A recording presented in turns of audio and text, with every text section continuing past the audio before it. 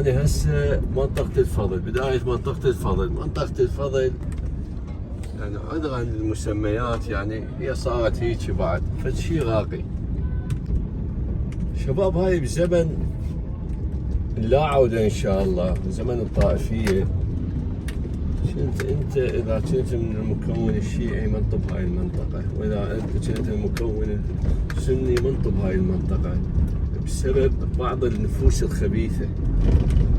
هسه الحمد لله يعني تباوع ما تعرف، رجع مثل قبل. يعني هسه اني من مذهب، القباضي من مذهب، السوق من مذهب، يشتري 100 مذهب، هذا هسه جاي يطبخ مولد الامام علي من مذهب، اللي ياكل من مذهب. يعني راحت تقريبا كل الاحقاد اللي زرعوها النفوس الخبيثه. ان شاء الله الاحسن والاحسن.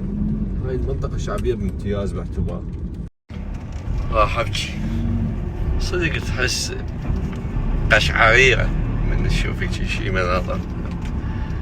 بس انا جيت ابكي البارحه على اخوي. البارحه انا تقريبا الساعه 4:30 بالخمسة قبال محل اخوي، بالسياره انا اشوف السياره تهتز، يعني قاعد بيها تهتز، بس كل ظني يعني يتراوالي او هيك هوا وهزها، وباعتبار دبلات تهتز.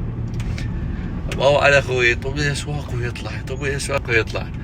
جاني ولازم قلبه، قال لي مصطفى قلبي ما ادري ايش فيه. قلت له ما ترى زلزال زلزال قلبك شعلي. شباب اليوم راح اعطيكم خلطتين صار لي فتره اشتغل بيهن، يعني انا خلطات مجربه وكلش طيبه، وداخله بالمكتب وداخله بالكوفي. الخلطه الاولى اللي هي علشو بطيخ. علشو بطيخ عندك خلطه يعني توب. هاي خلطه الله يشهد ما حد ينطيهن، بس انتم تستاهلون. الخلطه علشو بطيخ.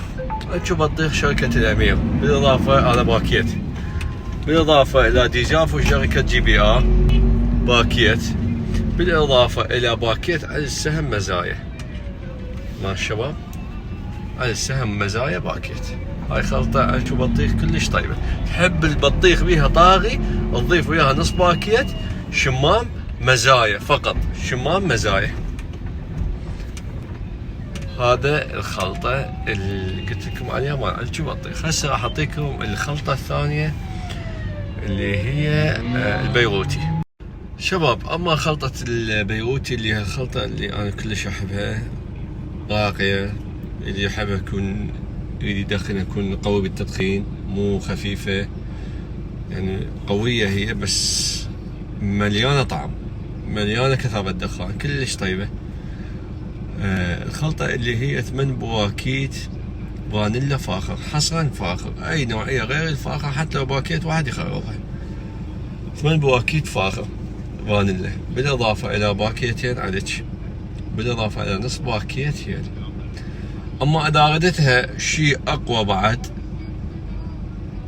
نفس الكميه اللي قلت لك عليها، لكن الهيل تخلي نص خاشوقه اكل هيل مطحون، هيل مطحون. دخنها وادعي لي. هاي خلطه كلش طيبه. ان شاء الله عجبتكم هيك فيديوهات. جاي احط لكم اسامي البواكيت بالوصف، واعذرونا لان حقوق وقناه، وكل ساعه يجينا اشعار وراح تنسى. كل ساعة يجينا اشعار بلاغ بان احنا ما ادري ايش سوينا غلط، لذلك ليش تنسد القناة حرامات؟ خلنا نخلصها هيجي لحد ما تتعدل وضع القناة، باعتبار التبوغ وكذا ممنوعة. ان شاء الله جاي تعجبكم هيك فيديوهات. في امان الله.